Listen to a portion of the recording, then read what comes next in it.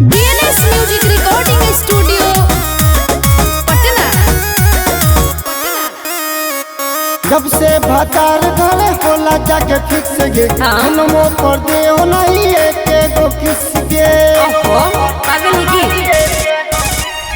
जब से भतार घरे होला जाके फिक्स गे हनमो कर दे हो नहीं एक गो किस गे रिक्स हो रे हलो विश्वास ना तू बदल जाइबे एते गे सुन। अरे आ गेलियो भतार घरे रिक्स लियो के तेरे जब तक कुंवार हलियो दिलियो के तेरे आ गेलियो भतार घरे रिक्स लियो के तेरे जब तक कुंवार हलियो दिलियो के तेरे।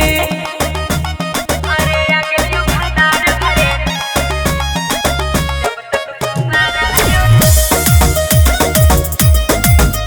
अरे आ गेलियो भतार घरे छौरी भूल गेली जाके भूल गे नहीं अपन भतरा के गोदी में झूल गे नहीं। थोड़ा पहले वाला बात याद करे रे कलियो केतना सेवा नहीं विवाद करे रे।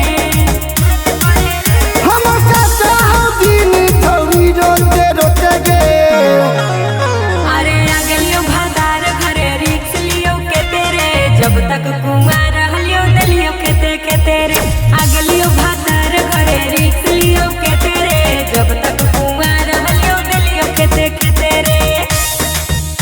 अरे आ गेलियो भतार घरे जब तक कुंवार हलियो